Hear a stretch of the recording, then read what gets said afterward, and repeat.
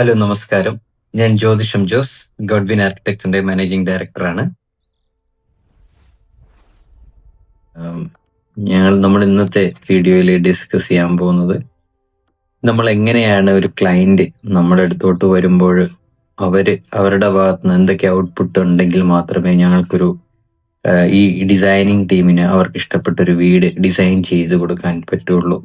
അപ്പം ഞങ്ങൾ മാത്രമല്ല, ഏതൊരു ആർക്കിടെക്ട്സ് ഫേമിനും അല്ലെങ്കിൽ ഒരു ഡിസൈനിങ് ഫേമിനും അങ്ങനത്തെ കുറച്ച് കാര്യങ്ങൾ അറിഞ്ഞാൽ മാത്രമേ ഡിസൈൻ ചെയ്ത് അവർക്ക് വേണ്ട കാര്യങ്ങൾ ക്ലയന്റിന്റെ ഇഷ്ടത്തിനനുസരിച്ച്, അവരുടെ റിക്വയർമെന്റ്സ് അനുസരിച്ച്, അവരുടെ ബഡ്ജറ്റ് അനുസരിച്ച് അവർക്ക് ഫ്യൂച്ചറിലേക്ക് ഏതൊക്കെ തരത്തിലാണ് അവരുടെ ഭവനം മാറേണ്ടത്, അവരുടെ ഡ്രീം ഹോം മാറേണ്ടത് എന്ന് ഡിസൈൻ ചെയ്യുന്ന ആ വ്യക്തികൾക്ക് അത് മനസ്സിലാവുള്ളൂ.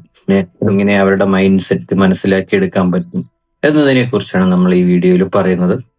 ആദ്യം തന്നെ നമ്മുടെ ഒരു ക്വസ്റ്റിനെയർ നമ്മുടെ ഗോഡ്വിൻ ടീം ക്ലയൻസിന് നിങ്ങൾക്ക് അയച്ചു തരും. നിങ്ങളുടെ വീട്ടുപേര് അല്ലെങ്കിൽ നിങ്ങളുടെ പ്രോജക്റ്റിന്റെ പേര് തീരുമാനിക്കുക. അതേപോലെ ചിലപ്പോൾ പിന്നീട് തീരുമാനിച്ചാലും മതി, അത് അത്ര മാൻഡേറ്ററി അല്ല. അതിന്റെ ഒരു പേരും ആ വീടിന്റെ ഒരു ആത്മാവ് എന്ന് പറയുന്നത് അതുമായിട്ടൊക്കെ റിലേറ്റഡ് ആണ്. ഇപ്പം ഉദാഹരണം, ഒരു വർഷം എന്ന് പറയുന്ന ഒരു പ്രൊജക്ട്, ഇപ്പൊ ആ മഴ അല്ലെങ്കിൽ അതാണല്ലോ അതിന്റെ അർത്ഥം മലയാളത്തിൽ. അതുപോലെ അപ്പൊ അതൊരു ഒരു ട്രോപ്പിക്കൽ ഒരു കോൺസെപ്റ്റിലാണ് നമുക്ക് ഡിസൈൻ ചെയ്യാൻ പറ്റുക. കുറച്ചുകൂടെ എർത്തി ആയിട്ടുള്ള മെറ്റീരിയൽസ്, വുഡ്, ബ്രിക്ക്, സ്റ്റോണ്, അങ്ങനെയുള്ള കുറച്ച് മെറ്റീരിയൽസ് ഒക്കെ നമുക്കതിന് യൂസ് ചെയ്യാൻ പറ്റും. അപ്പൊ അതുപോലെ തന്നെ ആ വീട്ടിൽ ആരൊക്കെയാണ് പോകുന്നത്, ഭാര്യ, ഭർത്താവ്, അവരുടെ 2 കുട്ടികൾ അല്ലെങ്കിൽ 3 കുട്ടികൾ, അവരുടെ ഫാമിലിയിൽ അച്ഛനമ്മ, നടക്കാൻ പറ്റാത്ത ബുദ്ധിമുട്ടുകളുണ്ടോ, അല്ലെങ്കിൽ സ്നീസിങ് പ്രോബ്ലം ഉണ്ടോ എന്നുള്ളതൊക്കെ മെൻഷൻ ചെയ്യാം. അതുപോലെ പ്രായം, എത്ര വയസ്സുള്ളവരാണ് അവരൊക്കെ എന്നൊക്കെയുള്ളത്. അതുപോലെ പെറ്റ്സ്, അതായത് ചിലർക്ക് ചെറിയ ഡോഗ്സ് ഉണ്ടാവും, ക്യാറ്റ്സ് ഉണ്ടാവും, അല്ലെങ്കിൽ ബേർഡ്സിനെ വളർത്തുന്നവരുണ്ടാവും, വലിയ പാരറ്റ്സിനെ വളർത്തുന്നവരുണ്ടാവും. അപ്പൊ അതിനൊക്കെ വേണ്ട സ്ഥലങ്ങളൊക്കെ കൊടുക്കുന്നതിന് വേണ്ടിയിട്ടാണ്. അതുപോലെ തന്നെയാണ് റിലീജിയസ്, അവരുടെ മതം. മുസ്ലിംസ് ആണെങ്കിൽ അവരുടെ നിസ്കാരത്തിന്റെ സ്ഥലങ്ങളുടെ പ്രത്യേകതകളുണ്ട്. അതുപോലെ ഹിന്ദുസിന്റെ ആണെങ്കിലും ക്രിസ്ത്യൻസിന്റെ ആണെങ്കിലും അതേപോലെ ക്രിസ്ത്യൻസിൽ തന്നെ പല രൂപങ്ങൾ, പടങ്ങളൊന്നും വെക്കാത്ത ആൾക്കാരുണ്ട്. ഹിന്ദുസിലാണെങ്കിൽ പൂജാ റൂം അല്ലെങ്കിൽ പുറത്തൊരു ചെറിയൊരു ഷെൽഫ് മാത്രം പോലെ മതി, അല്ലെങ്കിൽ ഓപ്പൺ ആയിട്ടുള്ളത് മതി. ചിലർക്ക് ഒരു കോർട്ട്യാർഡിലാണ് ഒരു വിഗ്രഹം വെക്കേണ്ടത്. അങ്ങനെയൊക്കെ താല്പര്യമുള്ള ആൾക്കാരുണ്ടാവും. ഡിപ്പെൻസ്. അപ്പൊ അതിനനുസരിച്ച് അതിന്റെ സ്ക്വയർ ഫീറ്റ് കൂടും. അതിനനുസരിച്ചാണ് ഡിസൈൻ ചെയ്യുന്നത്. അപ്പോൾ ഓരോ ഫർണിച്ചറുകളും ഓരോ ഏരിയയും ഡിസൈൻ ചെയ്യുന്നതിനനുസരിച്ച് ഇതിന്റെ ഡിസൈനിന്റെ സ്ക്വയർ ഫീറ്റ് കൂടി വരും. അതുപോലെ ഹെൽത്ത് ഇഷ്യൂസ് ഉള്ള ആൾക്കാരുണ്ടെങ്കിൽ അങ്ങനെ. പിന്നെ അതുപോലെ ഏതൊക്കെ റൂമുകൾ വേണം. ഇപ്പം പേരൻസ് ആണെങ്കിൽ വയ്യാത്തവരാണെങ്കിൽ അവരുടെ റൂം ഇന്ന സ്ഥലത്തായിരിക്കണം. മാസ്റ്റർ ബെഡ്റൂം കന്നിമൂല വരുന്ന അല്ലെങ്കിൽ അതുപോലെയുള്ള ഒരു സ്ഥലത്ത് വേണം. കിഡ്സിന്റെ റൂം പേരൻസിന്റെ റൂമിനോട് അടുത്ത് വേണം. അല്ലെങ്കിൽ അതിനനുസരിച്ചൊക്കെ ഡിസൈൻ ചെയ്യാൻ വേണ്ടിയിട്ടാണ്. എത്ര നമ്പേഴ്സ് വേണം, അവരുടെ റൂമിൽ എന്തൊക്കെ ഫെസിലിറ്റീസ് വേണം എന്ന് ഡിസ്കസ് ചെയ്യാൻ വേണ്ടിയിട്ടൊക്കെയാണ് അങ്ങനെയുള്ള കാര്യങ്ങളൊക്കെ പറയുന്നത്. അതുപോലെ സൈറ്റിനനുസരിച്ചാണ് gate, swing gate, sliding gate. ഇപ്പോൾ ഹൈറ്റ് കൂടിയ ഒരു സ്ഥലത്തോട്ട് പോകുമ്പോൾ നമുക്ക് അകത്തോട്ട് ഓപ്പൺ ചെയ്യാൻ പറ്റത്തില്ല. അതുപോലെ ഓട്ടോമേഷൻ, ഫ്യൂച്ചറിൽ ഓട്ടോമേഷൻ ചെയ്യുമ്പോൾ സ്ലൈഡ് ഒരു മോട്ടറിൽ തന്നെ വർക്ക് ചെയ്യുന്ന രീതിയിൽ. അപ്പം കോസ്റ്റ് കുറയും. 2 മോട്ടർ വരുമ്പോൾ കൂടുതൽ കോസ്റ്റ് കയറും. നടന്നു മാത്രം പോകാൻ വേണ്ടിയിട്ട് ഗേറ്റ് കൊടുക്കണമെങ്കിൽ അങ്ങനെ ഗേറ്റ് കൊടുക്കാം. പിന്നെ കാർ പോർച്ച്, ചിലർക്ക് ഒന്നിച്ച് ഒരു 2 കാർ ഇടണം, ഒരു കാറും ഒരു ബൈക്കും വേണം. അപ്പം കാറ് പിന്നെ എത്ര 4 വീലർ വലിയ ഹെവി 8 സീറ്റർ ഒക്കെയുള്ള വലിയ കാറുകളാണ് ഫ്യൂച്ചർ നമ്മൾ കണ്ടുകൊണ്ട് വേണം അപ്പൊ ചെയ്യാൻ. കാറും ചാർജ് ചെയ്യുന്ന രീതിയിൽ, ബൈക്ക് ചാർജ് ചെയ്യുന്ന രീതിയിലുള്ള ഔട്ട്പുട്ടുകൾ കൊടുക്കേണ്ടതുണ്ട്. അതേപോലെ സൈക്കിള്, കുട്ടികളുടെ സൈക്കിളൊക്കെ വെക്കാൻ വേണ്ടിയിട്ട്. പിന്നെ അതുപോലെ ഷൂ റാക്ക്, ചിലർക്ക് ഒരുപാട് ഷൂസ് വരും. ജോഗിങ് ഷൂസ്, ജിമ്മിന് പോകേണ്ട ഷൂ, അതുപോലെ പിന്നെ ഇൻസൈഡ് യൂസ് ചെയ്യേണ്ടത്, ഔട്ട് സൈഡ് യൂസ് ചെയ്യേണ്ടത്, ഓഫീസിൽ പോകണം. അപ്പം വലിയ ഷൂ റാക്സുകൾ വേണ്ടവരും, ചിലർക്ക് കുറച്ച് മതി. അപ്പം അതിനനുസരിച്ച് ഡിസൈൻ ചെയ്യാൻ വേണ്ടി അപ്പൊ ആ വഴിയിലൊക്കെ കൂടെ നമ്മൾ അതിനെ ചിന്തിച്ച് പോകേണ്ടതുണ്ട്. അതുപോലെ ലാൻഡ്സ്കേപ്പ് എന്ന് പറയുമ്പോൾ നമ്മൾ വളരെ കുറച്ച് സ്ഥലമാണെങ്കിൽ പോലും കുറച്ച് പ്ലാൻസും കാര്യങ്ങളും ഒക്കെ എല്ലാവരും കൊടുക്കും.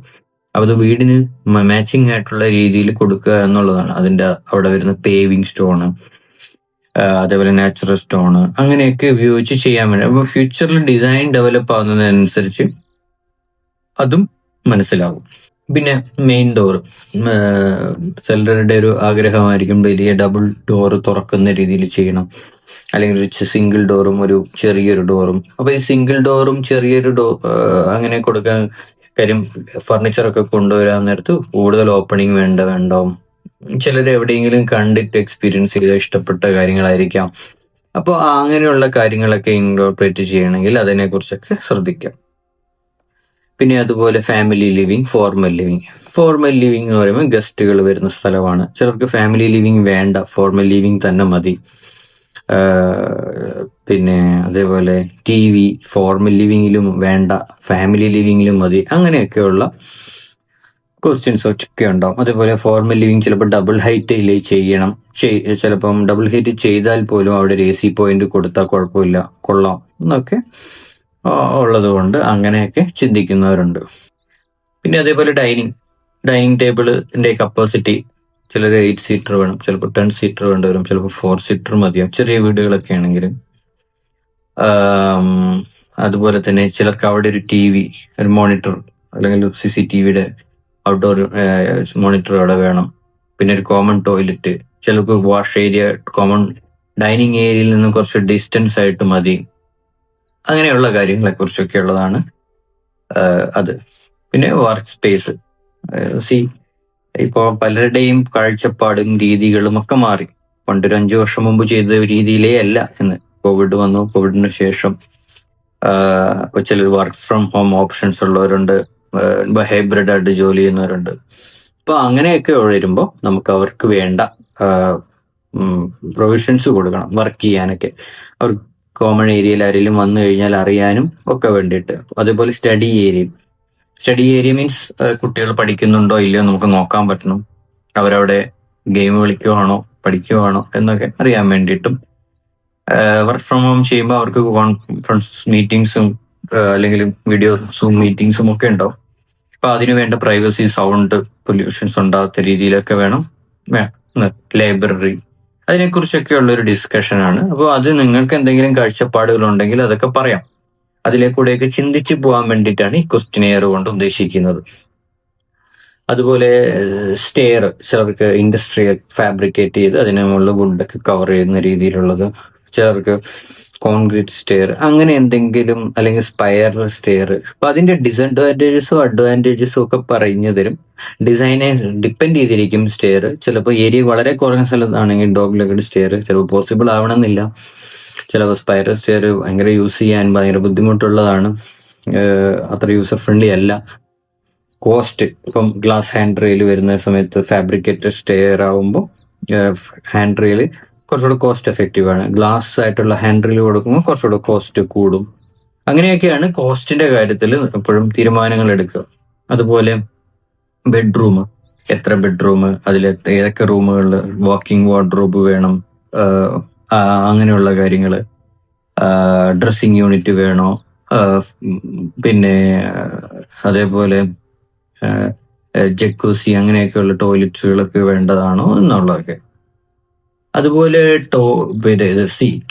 കിച്ചണിൽ നമുക്ക് എന്തൊക്കെ ഓപ്ഷൻസ്, ഏതൊക്കെ രീതിയിലുള്ള കിച്ചണാണ്, ക്ലോസ്ഡ് കിച്ചൺ വേണോ, ഓപ്പൺ കിച്ചൺ വേണോ, ഐലൻഡ് കിച്ചൺ വേണോ, അതിനെക്കുറിച്ചൊക്കെയുള്ള. ഇപ്പൊ വീട്ടിലുള്ള അമ്മമാർക്കും അല്ലെങ്കിൽ സ്ത്രീകൾക്കൊക്കെ കുറച്ച് കാഴ്ചപ്പാടുകൾ ഉണ്ടാവും. അവർക്ക് ഇങ്ങനെ വേണം, അല്ലെങ്കിൽ ഒരുപാട് കുക്ക് ചെയ്യുന്ന ആൾക്കാരാണെങ്കിൽ, അവിടെ ഒരുപാട് ഗസ്റ്റ് ഒക്കെ വരുന്നവരാണെങ്കിൽ ഈ ഫാമിലി ലിവിങ്ങിന് അടുത്തൊരു ഐലൻഡ് കിച്ചണൊക്കെ, അങ്ങനെയൊക്കെ പല കാഴ്ചപ്പാടുകൾ ഉണ്ടാവും. ടോൾ യൂണിറ്റ് വേണം, അല്ലെങ്കിൽ സിങ്ക്, ഡബിൾ സിങ്ക് ഇവിടെ വേണ്ട, ഇവിടെ ഒരു സിംഗിൾ സിങ്ക് മതി, സെക്കൻഡ് കിച്ചണിൽ ഡബിൾ സിങ്ക് മതി, ഡിഷ് വാഷർ, അങ്ങനെ. അത് ചിലർക്ക് വർക്ക് ഏരിയ വേണ്ട, ഫസ്റ്റ് കിച്ചണിൽ മതി. അങ്ങനെയൊക്കെയുള്ള പല പല കാഴ്ചപ്പാടുകൾ ഉണ്ടാവും. അതിനെയൊക്കെ ഡിപ്പെൻഡ് ചെയ്താണ് നമ്മുടെ കിച്ചൺ ഡിസൈൻ ചെയ്ത് വരിക. അതുപോലെ വർക്ക് ഏരിയ, നോർമൽ സ്റ്റൗ വേണം, ഗ്യാസ് സിലിണ്ടർ പുറത്ത് കൊടുക്കണം.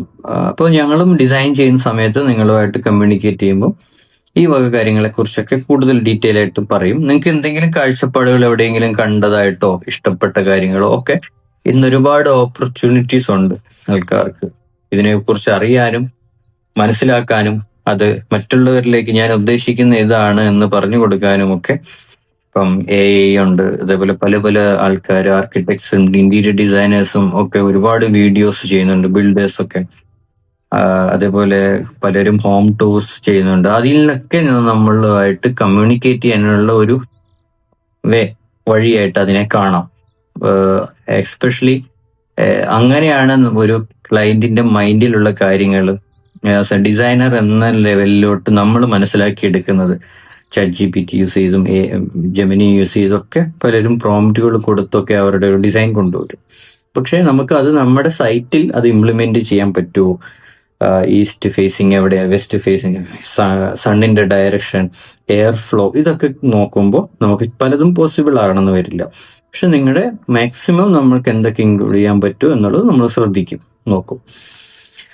അതുപോലെ ആണ് മെയ്ഡ് റൂം വേണോ, കിഡ്സ് റൂം എങ്ങനെ ചെയ്യണം, കിഡ്സ് റൂം പേരന്റ് റൂമിൽ എന്തൊക്കെ ഫെസിലിറ്റീസ് വേണം, അതേപോലെ utility area, washing and dryer, അങ്ങനെയുള്ള കാര്യങ്ങൾ എവിടെ വേണം, ഹോം തിയേറ്റർ വേണോ, അത് എവിടെ കൊടുക്കണം എന്നുള്ളതൊക്കെ.